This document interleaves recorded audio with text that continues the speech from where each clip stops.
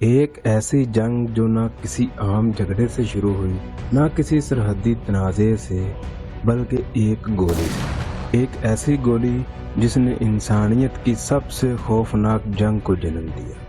یہ ہے عالمی جنگ اول، ایک ایسی آگ جس نے زمین پر کروڑوں لوگوں کی زندگیاں نگل لیں۔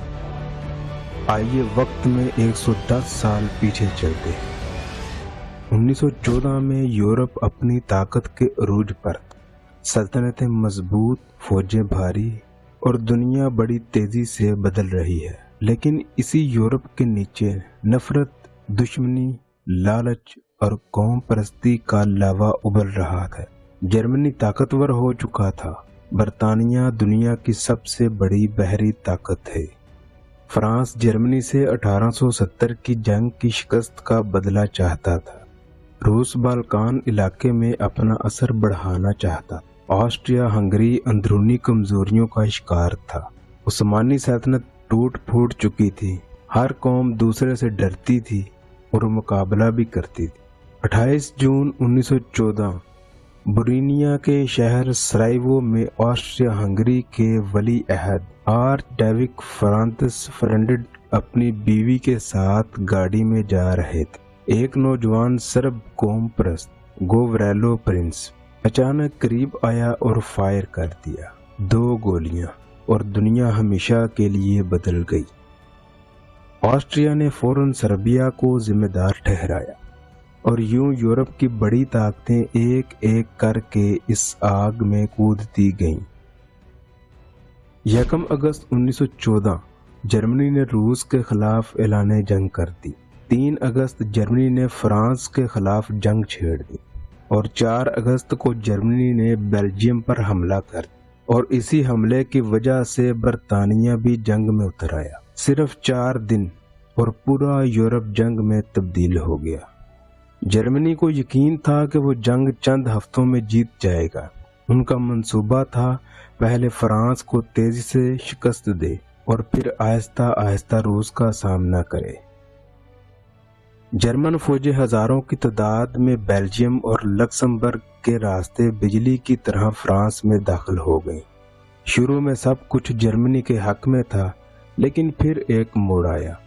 ستمبر 1914 فرانسیسی اور برطانوی فوجیوں نے دریائے مارن کے قریب آخری کوشش کی۔ یہ وہ مقام تھا جہاں فیصلہ ہوتا تھا کہ فرانس زندہ رہے گا یا جرمنی پورے یورپ پر چھا جائے گا۔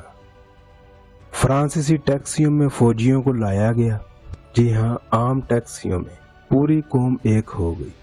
یہ لڑائی کئی دن تک جاری رہی۔ آخر کار جرمنی رک گیا اور جنگ تیزی سے آگے بڑھنے کی بجائے ایک ڈراؤنے مرحلے میں داخل ہو گئی۔ جرمنی ایک طرف، فرانس اور برطانیہ دوسری طرف، اور بیچ میں سینکڑوں کلومیٹر لمبی خندقیں۔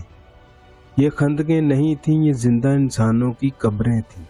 2 دشمن خندقوں کے بیچ ایک ایسا علاقہ تھا جہاں موت کے سائے اڑتے رہتے تھے۔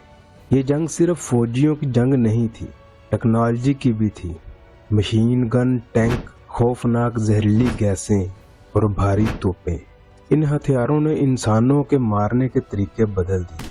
قتل زیادہ، رفتار تیز، اور جنگ کا منظر ایک خوفناک شکل اختیار کر گیا۔ 1917 میں جنگ کو 3 سال ہو گئے تھے۔ لاکھوں لوگ مر چکے تھے، مگر کسی طرف سے کوئی فیصلہ نہیں ہو پا رہا تھا۔ یورپ کی طاقتیں تھک چکی تھیں، اقتصادی طور پر بھی، فوجی طور پر بھی، اور ذہنی طور پر بھی۔ لیکن اب ایک ایسا ملک میدان میں داخل ہونے والا تھا جس نے کھیل کا پورا نقشہ ہی بدل دیا، اور وہ تھا امریکہ۔ امریکہ شروع میں اس جنگ سے دور رہنا چاہتا تھا، لیکن پھر 2 بڑے واقعات ہوئے۔ جرمن ابدوز نے ایک برطانوی مسافر ہجری کو جہاز کو ڈبو دیا، جس میں 100 سے زیادہ امریکی شہری بھی مارے گئے۔ اور دوسری وجہ، جرمنی نے میکسیکو کو خفیہ پیغام بھیجا، اگر امریکہ ہم سے لڑے تو تم اس پر حملہ کر دو، ہم تمہیں وہ علاقے واپس دلوائیں گے جو کبھی تمہارے تھے۔ یہ خبر امریکہ کے لیے ایک دھماکے سے کم نہ تھی۔ 6 اپریل 1917 کو امریکہ نے جرمنی کے خلاف جنگ کا اعلان کر دیا۔ جنگ کا توازن بدل گیا۔ اسی دوران یورپ کے ایک اور کونے میں بڑی تبدیلی آ رہی تھی۔ روس اندر سے ٹوٹ رہا تھا۔ جنگ نے روس میں غربت، بھوک اور فوجی بغاوت پھیلا دی تھی۔ 1917 میں روس میں انقلاب آیا۔ زار نکولس کی بادشاہت ختم ہو گئی۔ بولشویک پارٹی نے اقتدار سنبھال لیا۔ نئی حکومت نے فوراً فیصلہ کیا، ہم جنگ جاری نہیں رکھ سکتے۔ روس نے جرمنی کے ساتھ معاہدہ برسٹ سائن کیا اور جنگ سے نکل گیا۔ جرمنی کو فائدہ ہوا، اب وہ اپنی فوجیں مغربی محاذ پر بھیج سکتا تھا۔ لیکن امریکہ کے آنے کے بعد یہ فائدہ بھی کمزور پڑ گیا۔ 1918 کے آغاز میں جرمنی نے فیصلہ کیا، اگر ابھی کچھ نہ کیا تو ہم ہار جائیں گے۔ لہٰذا انہوں نے جنگ کا سب سے بڑا حملہ کیا۔ جرمن فوجیں بجلی کی طرح آگے بڑھیں۔ برطانوی اور فرانسیسی لائنیں کئی جگہ ٹوٹ گئیں۔ پہلی بار 3 سال بعد جنگ خندقوں سے نکل کر دوڑنے والی جنگ بن گئی۔ جرمن فوج پیرس سے صرف 120 کلومیٹر دور رہ گئی تھی۔ لیکن ایک مسئلہ تھا، جرمن فوجوں کے پاس تازہ سپاہیوں کی کمی تھی، اسلحہ کم پڑ رہا تھا اور فوجی مسلسل 3 سال سے لڑ رہے تھے۔ دوسری طرف اتحادیوں کے پاس امریکہ سے آنے والے لاکھوں تازہ سپاہی موجود تھے۔ جرمنی کا آخری حملہ رک گیا اور یہی وہ لمحہ تھا جب حالات پلٹ گئے۔ 8 اگست 1918 ایک ایسا دن جسے جرمنی کے جنرل لنڈوف نے کہا، یہ جرمن فوج کا سیاہ ترین دن تھا۔ اتحادیوں نے اچانک بھرپور حملہ کر دیا۔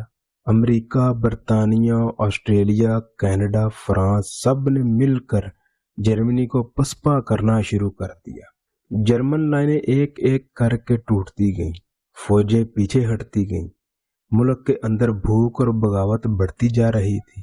جرمنی کے اتحادی بھی ایک ایک کر کے ہتھیار ڈال رہے تھے۔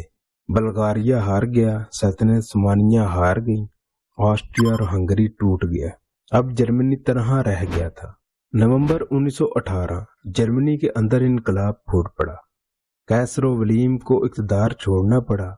ایک نئی حکومت بنی اور اس نے اتحادیوں سے جنگ بندی کی درخواست کر دی۔ 11 نومبر 1918 صبح 11 بجے جنگ بندی معاہدہ سائن ہوا۔ توپیں خاموش ہو گئیں۔ خندقوں میں پہلی بار سکون آیا اور وہ جنگ جس نے کروڑوں لوگوں کو نگل لیا تھا آخر کار ختم ہو گئی۔ مگر یہ اختتام نہیں تھا، اصل کہانی اب شروع ہوئی تھی۔ 1919 میں پیرس میں مذاکرات ہوئے۔ جرمنی پر بھاری جرمانے، زمینوں کی چھنائی، فوج کی پابندیاں اور جنگ کا ذمہ دار جرمنی کو ہی ٹھہرایا گیا۔ یہ سب کچھ ورسیلز معاہدے میں لکھا گیا۔ کوئی جانتا نہ تھا کہ یہ ذلت صرف 20 سال بعد دوسری عالمی جنگ کے سائے پیدا کر دے گی۔